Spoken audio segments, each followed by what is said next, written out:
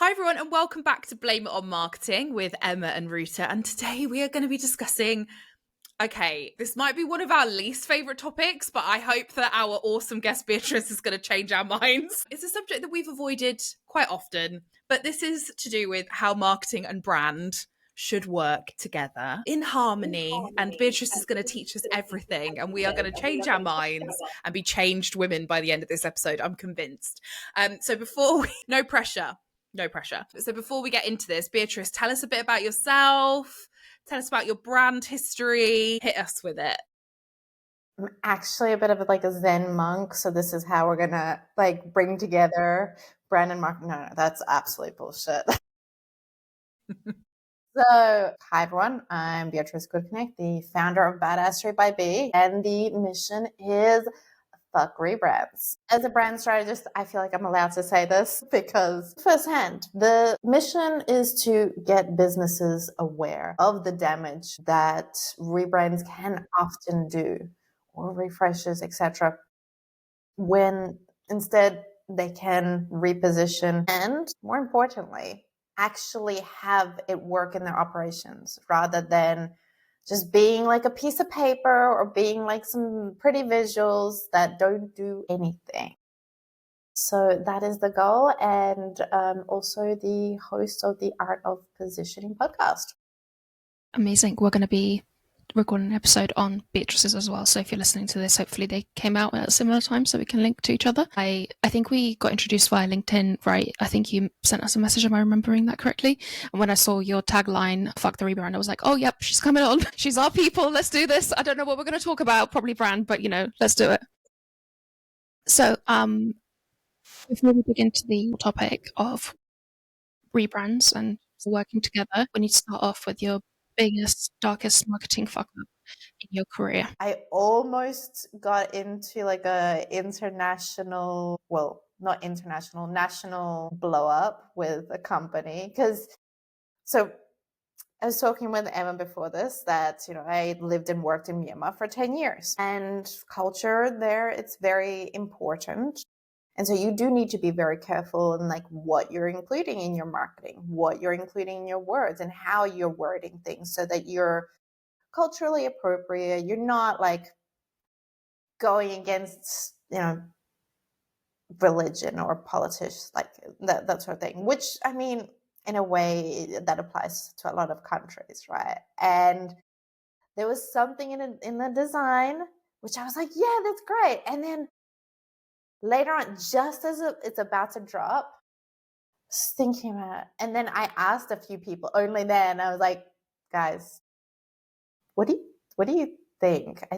Does this kind of push on the religious side of things? They're like, yeah, that's not gonna drop one. I'm like, so I'm like there calling and messaging like the people that are putting that out.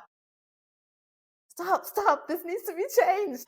I have a similar Myanmar fuck up story of a similar vein, if you like. No. And basically what happened is, before this trip that I was going to work on, they had printed on the I didn't do the design. A designer did the design for their like cycling shirts, and they put a peacock on, and the peacock was the sign of the regime before, and obviously the regime were long gone when we went, and yeah, it was like, so when we got there, everyone was like, nice shirts. I was like, nothing to do with me, that person over there, graphic designer, not me. I can so see the graphic designer being like, okay, they're going to Myanmar, like what things should we use on the shirt? And then they Google like symbols or like Myanmar national something, and then the peacock comes up and they're like, yeah, that's pretty, we can make a peacock work.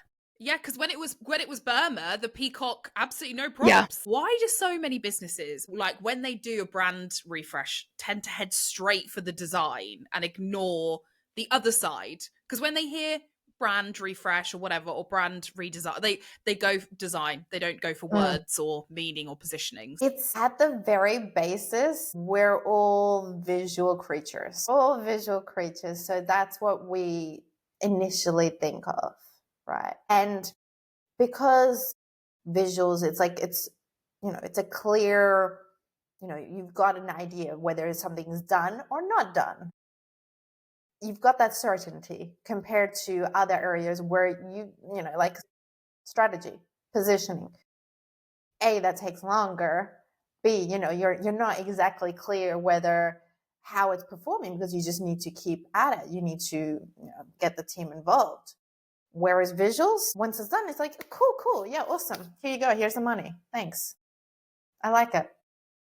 I think it's also a thing that is easy to sell. I think we spoke about this before. Like a visual brand refresh is so easy to sell for what I assume will be a brand agency, because you're probably not doing this in-house. Well, we might be, but it's an easy thing to sell if you go looking for it, and they can charge you a pretty penny because also the work is like ethereal, if that makes sense. Like you'll pay for the hours, but like the creativity, the experience, all of that, like you can kind of get away with charging whatever you want, really. So I think that's also an issue there. Have you found that to be true in your experience? Yeah, I mean, 100%. That's why, like, a lot of the time I'm talking to the idea of like, hey, there are businesses that are dropping K to K on that rebrand, and it's entirely visual forward. Like if you think about Twitter to X, entirely visual forward. Jaguar, their rebrand, that's pretty visual forward. There's all these very visual forward things where you're dropping tens of thousands, if not hundreds of thousands of dollars, and it's like there's no depth. You're not getting into, okay, what is the actual situation of the company? What are the goals? Where have you been? Where do you want to go? What's your team like? What were your customers like? Even looking at the industry situation, a lot of strategists aren't necessarily looking at like, okay, how's the landscape right now? How do those changes impact what we should be doing with the brand strategy? And even, from the marketing side of things, say, for example, now, there's very much like that move towards, let's get AI in everything. So like, adapting or going hard against it is a thing. It's interesting you were saying that, actually. Like, I have a sort of a branding horror story that I think you guys will love. It's not there are a couple, but one of them in particular. No, it's not the peacock. I mean, I've got quite a few branding horror stories, actually. But I worked for a big, this was like my first proper job. I worked for a big top 10 UK charity, and they paid this is back, oh my God. I mean, I was 19 at the time. I'm now 30s, so do the maths. They had paid £1 million to redesign their logo. And the logo was their acronym. It turned into their acronym in a turquoise pill, like a CTA button, and they paid £1 million. We had in-house graphic designers who were working in the department. Livid. They were livid, and they were designing like book covers and things like that, like that required real, artistry, and yet they paid £1 million to have and they have ditched it since, which I think is probably for the best. But I remember, and then not long after that, they were making people redundant. And that actually did hit. And then there was an expense scandal with the CEO, and that all kind of hit the news at the same time as this freaking stupid logo happening. And yeah, so it was like the ultimate show of like, we have just missed the mark. And like you said, Beatrice, we've missed what's going on with our people, our customers, what the people who use our services really care about. And there's also like a really huge irony to redesigning the logo when you are that charity, because am I right to say it's for the visually impaired? Yes. So probably not the most important thing to spend £1 million on. Just saying. Also, can I just say, you've now dropped it in now, because you already said what it was for the charity, for the visually impaired, and the logo wasn't even accessible, as in the colours. Turquoise with white writing is not accessible. Wow. For people with, a visual impairment. So, not great. That's the problem, right? Like, as business owners, and I'm sure like you guys get this as well, we're just always focused on like, how can we improve this? How can we make this better? Like, what is the direction? And there's so many shiny objects. Mm. And the easiest one is like, maybe if I change like the visuals like this, there'll be a change. But that does more harm than good. Like So- the clouds. Let's say we are doing some brand work, and it could be visual and positioning, messaging, all of that good stuff. And we're going to an outside consultant or an outside agency as a marketing team. How do we actually start working together so that it's effective for both sides, so that we give you, as the marketing team, enough information, but then, enough freedom for you guys to go away and do what you need to do to make an impact, basically, with your work? I think a big part of it that hasn't or isn't established in companies enough is that communication. And I mean, in terms of getting a good understanding. So say, for example, you've got a brand strategist or a consultant coming in, them being open to like understanding, hey guys, can you like let us know what are the challenges that have been there so far? What's the feedback that you guys receive? Because obviously you're getting a lot of information in terms of analytics, like how the brand is or how the marketing's performed, how the messaging's performed, what's hit, what hasn't hit. Get that history. And then even with moving forward, right? Say, for example, we're working on a fresh position. We're working on fresh values. We want to be making sure that we're testing this out rather than just giving it like 6 months to like hype it all up and then just be significantly disappointed with like a new logo or something like that, right? It's going out there and testing these things and having that communication. Hey guys, we're thinking of this positioning. What is your take? What would this look like with your experience? Because you've been working with this company and you have this experience with the messaging, with the visuals, etc. What's your take on what this would look like from the marketing sense? And then from the sales sense, from the customer service sense, making sure like it doesn't have to be exactly the same wording because nobody's going to pick that up, right? It's saying, okay, this is the direction we want to go in because of these values, because of these goals. What do you think that could translate to? And that's so interesting because Ruta and I have sat through so many rebrands, good and bad. And I can't recall a single conversation with anyone from a design agency in particular where they've actually sat down and tried to even understand like the ICP. Like obviously, marketers die on the hill of their ideal customer profile, right? So like, and we are probably in a business next to customer success, probably the people who fight so hard to have the customer voice heard, and then to never be asked, who I can't think of a rebrand where the agency asked to speak to a customer. Never. Can you? Nope. I don't think that's ever happened in my life. It's always been, to me, the rebrands that I've experienced have always been, let's ask the CEO what they would like, and let's ask maybe the most senior marketer what they would like. And it's all about the visuals, and it's literally so subjective in terms of even the visuals, even the positioning is subjective. It's my wife doesn't like it. Yeah, oh my god, we had someone tell us this, Beatrice, at an event. Yep. They were like, oh, my wife doesn't like the rebrand, so can you change it? Like, their wife is like, nothing to do with the business or anything to do with it. It's just their wife. Someone on our Reddit literally commented saying they had done a rebrand for one of their clients, and then 6 months later, the clients come back and said, actually, we like our old branding better, and have now asked this person to do an amalgamation of the two brands. Oh my god. Okay, so what the fuck do you do with that? No, before we move on to that, Beatrice made an extremely good point about data. And we talk about data all the time, of course we do. But I wanted to give you an example of how you might be able to get data for your rebrand if you don't have it right now. So when I was a baby marketer, one of my fellow marketers, he's a web designer, but he was on the marketing team, took me to Expedia with him because he had some connections at Expedia to talk about how they do conversion rate optimization. And you can imagine it's Expedia. They have whole swaths of people doing this all the time. Basically, their stance is we test every single thing on a page to the nth degree before we ever consider redesigning anything.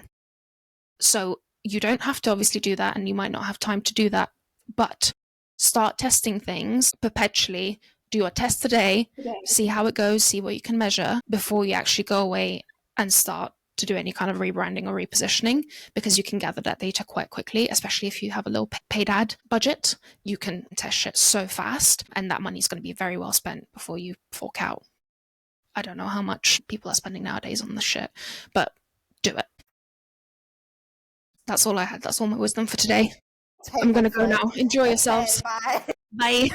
No, I think it's a really important point, because I guess that is where, so back to the communication point, which is that where this brand marketing thing starts falling apart is in the examples that we've talked about, right? Where we've just said some of those harrowing stories where you've got a CEO who's like, I want it to look like this. You've got a brand person over here who says this. And then you've got a marketer that's sitting here with a bunch of data and an ICP saying, so Beatrice, and you're obviously you don't do this, so we're like, what would you do?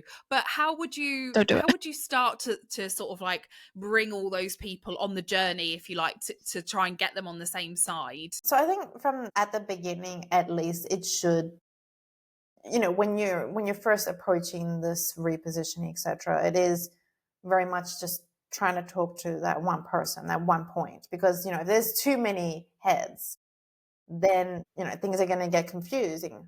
But it is very much like encouraging them, like, hey, let's go talk to marketing, let's go talk to your customer service, let's get your sales on board. Maybe at the same table would be like ideal, without that just fisticuffs happening. I don't know, but get them on a table and being like, okay, so what's the feedback that we've been getting so far, and then go into like, hey, let's go through these values, let's establish, all right, testing this positioning, testing these values. Now that we have all the information, right, like got the ICP, got the mood, like what is the challenges, and if say for example, if things need to be moved to a different sort of direction, different sort of strategy, it's making sure that, okay, like I mentioned before, asking the team, like the marketing, hey, we want to go in this direction. What does that look like? There's no need to like overcomplicate things. And, especially from the HR side. And I think that part is maybe not so spoken about, because when you're hiring, right, you want to make sure that everybody on the team is at least aligned in terms of the values. Because say, for example, somebody talks to someone on your sales who has one set of values, and someone in your customer service team who is just completely different from your business in terms of the way they think, in terms of the way like they talk, like it just doesn't align. Whether it would be like the company has like a luxury vibe, like Jaguar, right? Like it's that old school elegance, and that customer service person is coming in like with a rapper sort of like it gets disjointed. So it's very much like encouraging everybody to come in like at least with these same values, but different ways to think about those, like the positioning, the tone of voice, etc. What does this look like for you? And I imagine with marketing, that'll get hella interesting in different perspectives, like different kinds of campaigns that can be run. Like, what is it? Dollar Shave Club. Have you guys seen their recent campaign? No. So obviously their original one was like the guys run like going around the warehouse himself, and that in itself was super memorable. The direction they've gone now is leaning into that club side of the name, which is like, tongue-in-cheek sort of them going through a like gentleman's club. So you're like, hey, we're creating this world around these razors or shaving material, but it's still, the voice still connects with the original direction. It's just one campaign to another. Have you guys seen that as well? I think Yeah, I'm trying to think, because obviously a lot of the context we work in is more B2B, and in B2B it's obviously it's slightly different, I think, isn't it, from like anything that's D2C or B2C, because branded sits in an interesting place, doesn't it? It's like the idea that everything that you do is because you are a brand is sometimes quite an alien. That's an alien feeling and an alien subject to most B2B companies, but it should be. It Should be. is. It just never, I don't know, Ruta, like especially in startup world, I don't feel like we've ever had like real, apart from this one company that I've worked for where we had like proper brand conversations, but that's because we were doing a brand redesign, like a complete redesign when I joined the business. But other than that, I think where it happens in B2B is where the brand is dictated by the existing culture already. So it's not that you're matching the brand to the culture, it's that the culture is creating the brand, which does happen. For example, like Clear Review, where Emma and I worked, I feel like that is what happened. We had a certain culture, we hired a certain type of person, and it kind of carried and made this brand what it is. Because I don't think we could have like back engineered it and made everyone that way if we wanted to. Like that's not. but that is the way a brand's supposed to be, right? Surely, Beatrice. It's like you say, it's supposed to mirror your people, your customers, the product. So, like, the fact that that happened and then we capitalized on it is the brand part, right? Because we did. I mean, that's what I see moving forward. And especially in the B2B world, I see a lot of potential here is world building. Mm. You're creating like a specific world, like a little bit of escape or escapism from that day to day. Hey, I'm gonna join this brand, be a part of this brand's culture, be a part of this brand's story. And I know this is mainly done in B2C, but I see so much potential in B2B to create these worlds between communities, having fun with it and getting the team on board as well without dragging them into it, right? Like you want to make sure you're not just having the team come in for bowling, like going, do we really, really have to do this? Like, I don't want to be here. Finding things that like everybody's on board with. I was working with this company.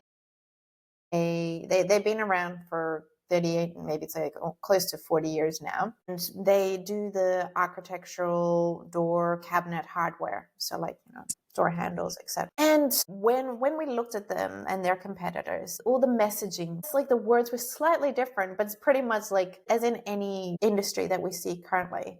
It's pretty much a duplicate. And I was asking, okay, so what's a common issue that's coming up for you, like for your customers?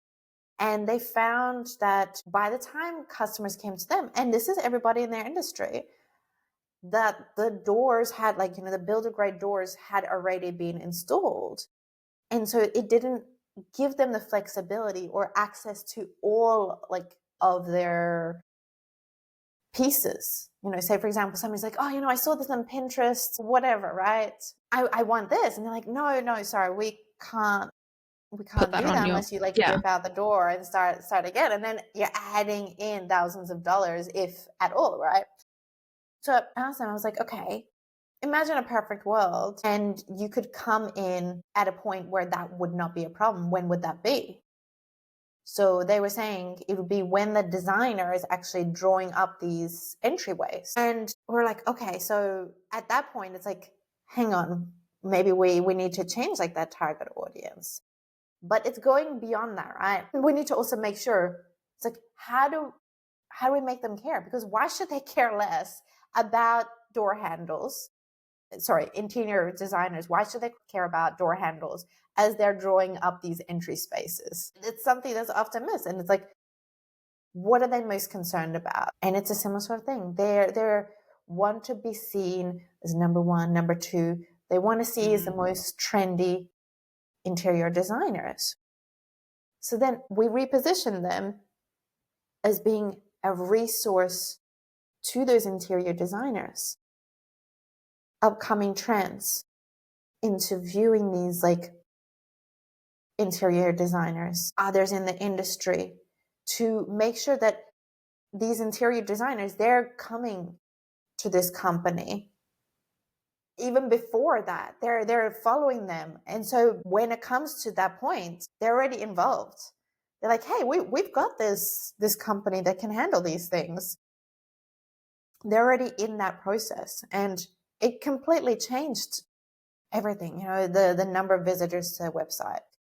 You almost changed the sales cycle, right? Like Yeah.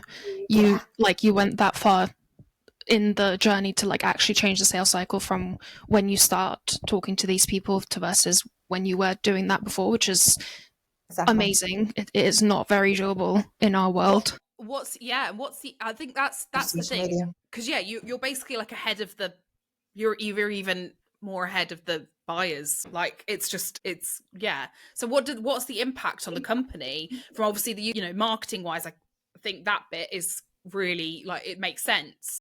It would it's impacted your ICP, it's impacted the type of marketing you do.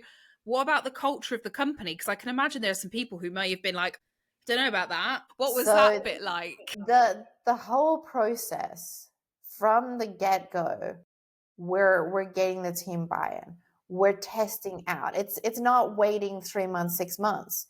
We're being like, okay, here's like, based on these conversations, okay, we finished today. Let's test out these things. So the team's already on board. We're already getting like, okay, we're getting the feelers out. What do you guys feel about this? Would this clash with the way that you work? Does this add work to your already painful days? Like, I mean, you're handling customers or you're handling, different campaigns. Does this add work? Or is this just a way to make things easier? Potentially, you see the light, you're like, oh my God, actually, let's take this direction. Did it impact sorry, we're like properly digging into this because it's really an interesting example. Yeah. Did it impact their buying cycle? So did they go from like, we supply handles to, fuck, we need to know what the next trendiest thing will be and make sure that we have it in stock? Did it shift like that part of sourcing? So they already had the access from the get-go. It's just like they weren't talking about that. Like they actually right. travel across the world to get pieces. So it's almost like they were already doing They're already doing it, yeah. They just weren't actually marketing that bit of the business, the fact they were doing that. Exactly. Yeah. And that's why, like, for me, there's four approaches, 4 ways that I look at positioning. Maybe one of them is that, like, positioning earlier in the cycle, but those are the 4 ways. And then from that, it's like, okay, let's have a look at this. Let's have a look at this. And seeing that it makes sense. Like, same thing. We wouldn't want them to be going out being like, oh shit, like now we need to go and find the latest door handle. Don't do that. Come on. No. Like, there's no point. No, but that's the point, right? That's the point, is that that's not your brand. If you're not already doing it, it's not your brand, right? Exactly. I feel like I've been schooled. You're bringing us back. Yeah. No problem. And that's something that, as a business owner, you need to be aware of it. If somebody's coming in, if you're bringing someone on board and they're adding work in a way that's not going to equally add in for the revenue, impact, right? Like, you were just starting again from scratch. There's some red flags there that you need to be like, hang on. Absolutely. Makes a lot of sense. Yeah, I love that example. That's probably why I'm going to think about that too much. Yeah, me too. Yeah. But that's why, in the example of where Ruth and I worked together, Clear Review, where the culture and the brand was so strong, is because it was all married up. It was happening, right? Yeah, it was just happening. It wasn't us just making. You know what really makes me laugh? When people do, what is it called? Employer brand proposition. Yes. Like, and they do a workshop, and I'm like, what do you mean? Like, this isn't a thing you make up. Like, it already exists. You can't just put some words on your website and make this your thing now. Like, anyway. That's the thing. Like, watch out for big books. Like, if somebody comes in and, hey, so we're going to give you a brand guidebook. Red flag. We're going to give you like all these fresh things, like a fresh sort of way of doing business. red flag. Business has been around for long enough that we're probably not going to invent a fresh way of doing business. That's probably why so many of these like brand refreshes also like go horribly wrong, or that there is all this pushback, or people don't really, or like internally people don't really care that it's happened. Is that it's not really aligned. It's all been about the kind of like the facade and not about the what's actually going on inside the company. It's a shame as well, because I think it's so many companies struggle with it because they don't practice what they preach, and if they did, it would be so much clear, their brand would be so much clearer, right? Or just awful, because awful. Yeah. like there's some brands that really shouldn't be open about their ways of working. Sorry, nearly C-bombed. Maybe they would encourage them to change some shit. Like, if people start commenting, like, that would make things clear about like, hey, this is what we actually need to be spending $1 billion on, not on a new logo, but maybe like on the way the team works. Yep. And then you might have, or like sad, like, so people can live and buy food and shit. That's nice. It comes down to even internal comms, right? That you handle. It's like, hey, how are we reflecting what's going on? And I see that playing out big time in the US at the moment with these, and even the UK, where the stances are kind of changing around LGBTQ or inclusivity, etc. And because those stances, the overarching stances, are changing, companies are like, shit, we shouldn't be changing the color of our logo. Really? That's what you're thinking about? Or like changing the way that they donate, like what happened with Target. They took out their donations from a certain kind of event, and it impacts. Like, people see that and they're like, so you don't know what you stand for anymore? Or like, did you just change what you stand for? Or my favorite is them calling ICE on their employees, just as you do. Like, that's a normal thing to do. Wow. Why? Glorious. Yeah. So to wrap up our brand chat, let's say we're a marketing team and we're collaborating with you, Beatrice, and we're doing a rebrand, reposition, the whole shebang. What should we be tracking to make sure that in 6, 12, 24 months time, we can say that this brand reposition had a positive impact and positive ROI on our business? Well, firstly, we're going to try to avoid the rebrand. That's the key. Aside from that, there's different ways to look at it, right? Like, we could be looking at the awareness. We could be looking at the mentions. And, one of the main ways is like, hey, how much is this company being mentioned with this kind of positioning? So like, say, for example, we'll go back to like the company that I was talking about earlier. It's like, how much are they being mentioned as like, okay, in the resources and that thing that they provide, or the resources and their company name? It's how much that association is coming up, be it with Google Alerts, you have that coming up and you're starting to get mentioned more. Or, do a survey through a third party. Have them ask like, hey, so, from these 3 companies, 3 like competition and including yourself, like, what do you first think of regarding this? So then you're getting an understanding whether your brand is actually getting that traction for the position, right? Otherwise, it's just the marketing that's working. It's just like, okay, we're doing enough ads, but like, you don't know, or you're not associating the company to anything in specific. And then, so like, you got the audience sentiment, you've got the awareness, and then you have a look at the market share. Is that growing? Like, are there more people visiting your socials? Are there more people interacting with your socials? Are you building that world around your brand? Yeah. So those are a few areas. I think the other things I think that might be nice to add into the mix of those metrics, because I think if in order to really know, like, not did it impact your company culture, but has I guess has it kind of done that full circle of things, right? It's like the kind of like brand metrics, then you've got this, like, I think customer advocacy metrics would be good to look at, like are you retaining your customers for longer? Are your customers buying more? Are they, those sorts of things. I think that's like, has that gone up? That's a good indication. And then I think it is like maybe some employee sentiment type stuff as well. Like, are we not just retaining our staff, but like, I don't know. I know everyone hates employee NPS, but if you're a big company, that's what you do, right? So those sort of three groupings of metrics together, I feel like gives you the actual, like, was this rebrand worth it? And did it impact the entire business? Because if you've got happy customers, happy employees, and the marketing metrics and the sales metrics look good, I'd say check, check, check. I mean, obviously those aren't going to happen instantly, but that's just in case anybody's like, I'm going to do this repositioning and next week all of my employees are going to stay. No, you got to put in the hard work.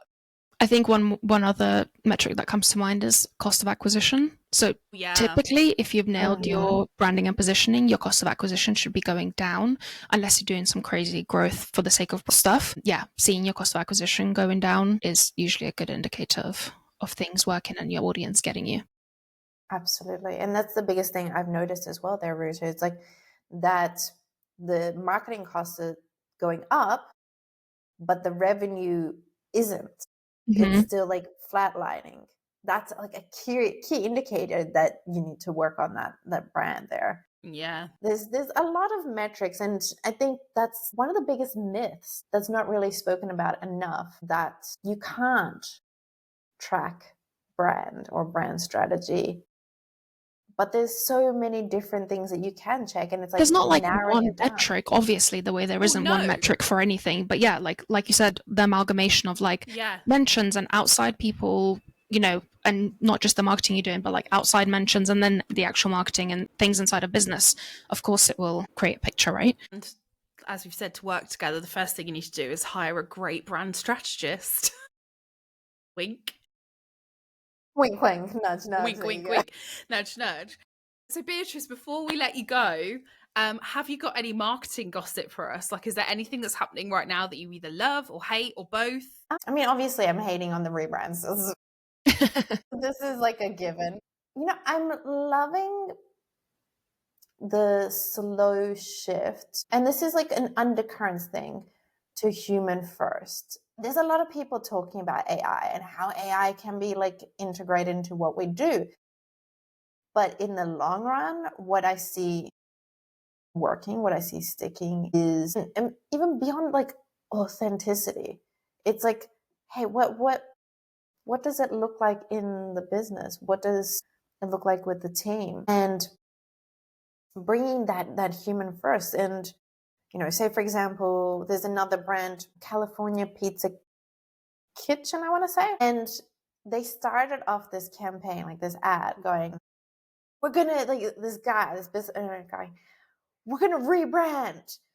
We're going to get the whole team dressed up as like dancers. And these are like old people, like in their 40s, like 40s, 60s and everything. They're like with like their skates and they're like, why are we doing this?